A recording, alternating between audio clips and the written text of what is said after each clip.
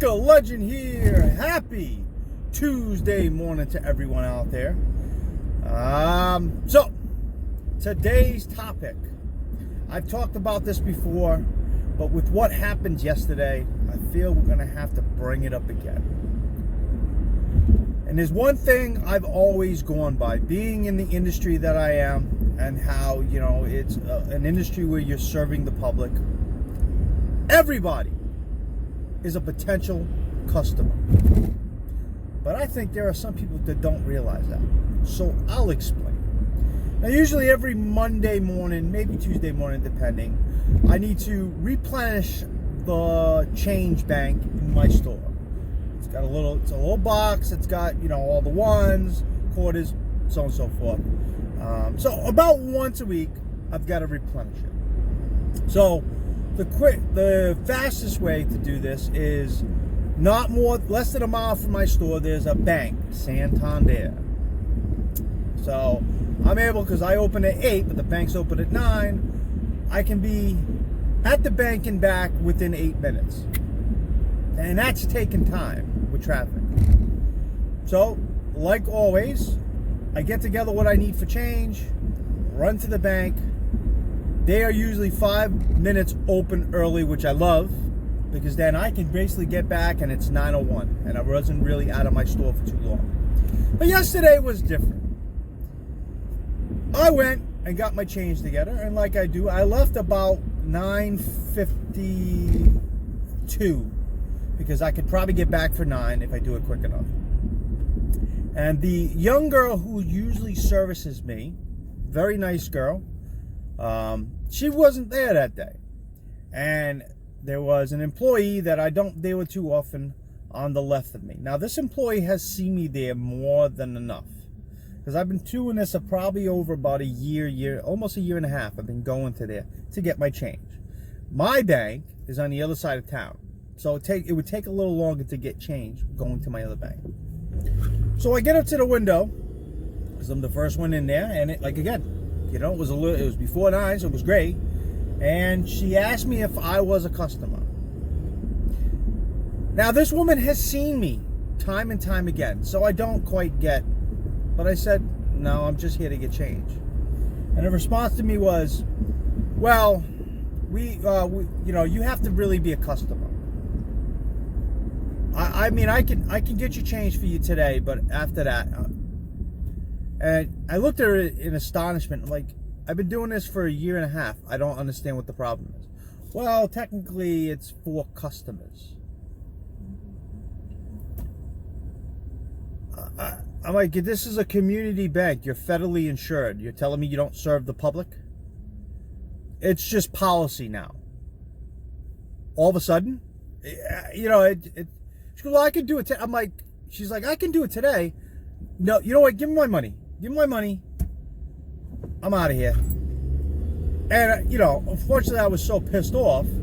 As I'm walking out, I say, banking community, my ass. And I walked out. Now, I go up the street. There was another, not a bank, it's a credit union. And I've gone there a couple times in the beginning of when we first opened. And of course, this lady was all. Now, I understand credit unions not wanting to serve the public. It's a closed group. And of course, I was told, no, you have to be a customer here. So all pissed off. Now I have to go back to my store. I obviously still have enough change to get through the day and all that. But, I didn't quite understand what the hell the big deal was. So I called after some trying. I finally got in touch with the customer service people at Santander, and I talked to this very nice young man, Randy. And I asked him, told him the situation. I said, is there a policy that your company now has that is basically saying that you have to have an account? He said, well, I'm unaware of that. So going back and forth with Randy, he goes, well, I really want you, if you can, go talk to the manager of that bank to find the person in charge. I was like, before I do that, can you call over there and just ask them what the policy is? And I made a note that, a corporation has rules. It doesn't mean that individual parts of the corporation will suddenly make up their own rules, because that's what it appeared to be talking to Randy. He's like, well, no, this isn't a corporate thing. So I was on the phone. I was on hold for about 2 minutes, maybe 3 minutes, and Randy gets back on the phone. He's like, well, I talked to the woman, and she says that you're in there every day. That's a shock to me. Once a week, maybe once every 2 weeks. Is this woman, to validate pissing off somebody, now trying to lie to make her position look better? And I told him, and this is key, Randy, every single person is a potential customer. I run a business in town.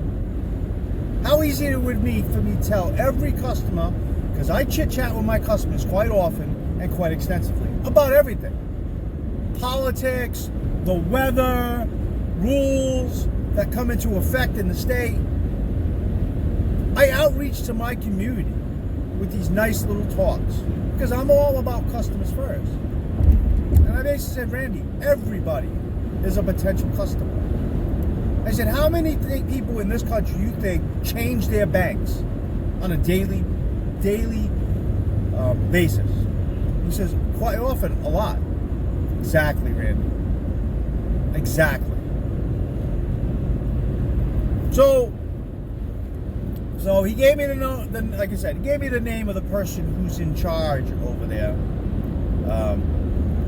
And I said, well, I ain't gonna call today, because if I call today, I'm still heated, and I have a feeling I'm going to say some things that I'm going to regret, and I don't want to do that. I was like, I'll think about calling him back. He's like, I really wish you could visit the bank again and get this sorted out, because there isn't a reason why they shouldn't be making change for you if from what you're telling me. I know, Randy.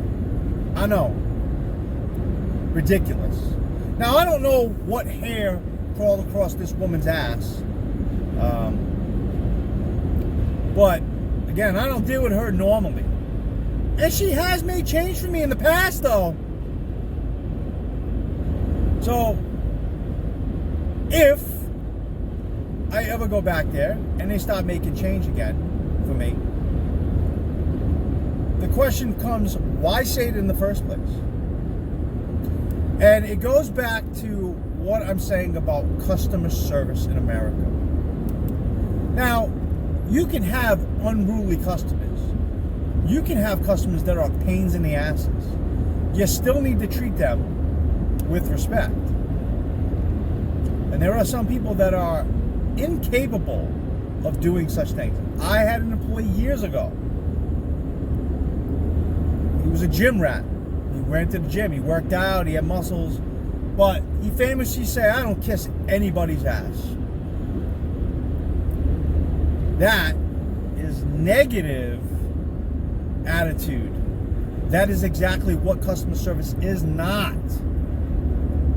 Somebody who has a bad day at home, didn't sleep good, and goes to work the next day and is dealing with the public and treats the public like shit, people remember that. Why would somebody go back to a place where they're treated like shit? They wouldn't. And it does, again, it happens far too often. It happened at Burger King the other day. I wasn't mad at the kid. I was mad at the company. That's another topic, another day. I've been in multiple places over the last year.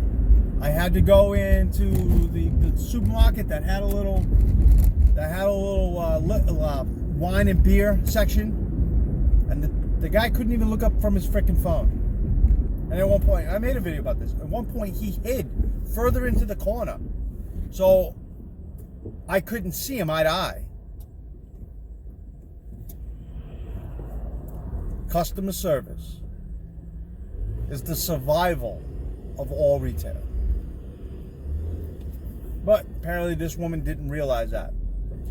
So from what I understand, she's getting written up for this. And maybe, just maybe, she'll have a better attitude going forward. All I know is I will probably get the evil stink eye if I continue to frequent there. Which some people look at it as they would be uncomfortable and they would choose not to go.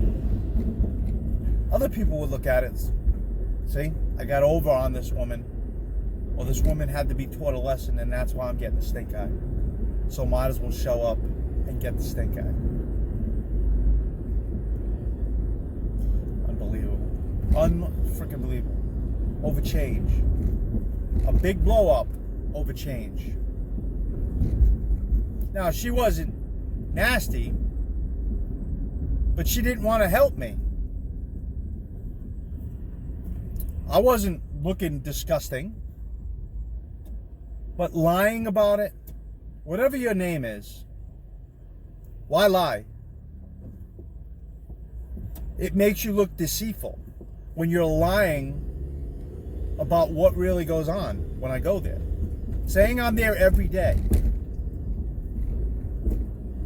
I'm there once a week. Maybe there's another person who owns a business who's also there once a week. Maybe comes the day after me. Maybe there's another person there who also owns a business that comes after him a day later.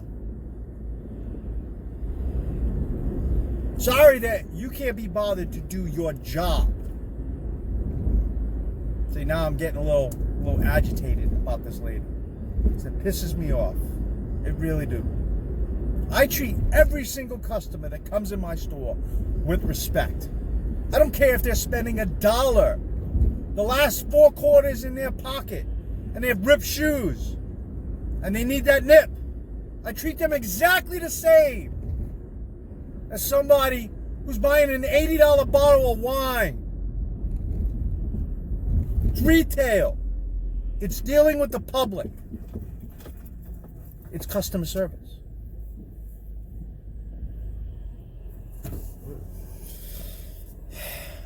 So I'm probably going to wait another day before I call this financial manager over there because I'm still a little upset about this.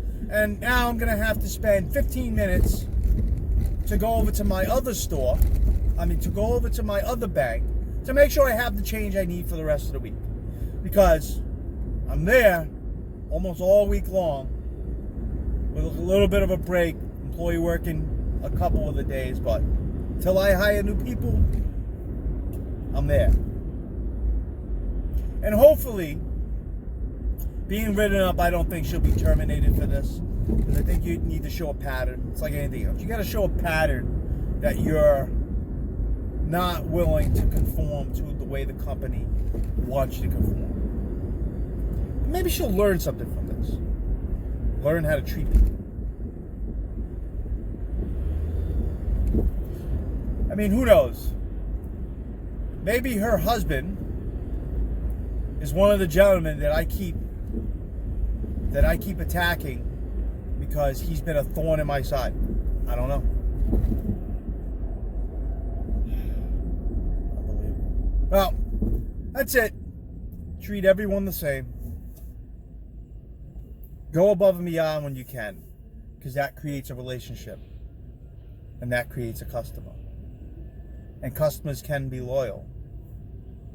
But like anything else, you can lose them just as fast as you got them. Lying to me. Lying about me. Unbelievable. No. Anyways, that's all I got. This is the liquor legend. Feared by my enemies. Loved by my customers. Revered by all.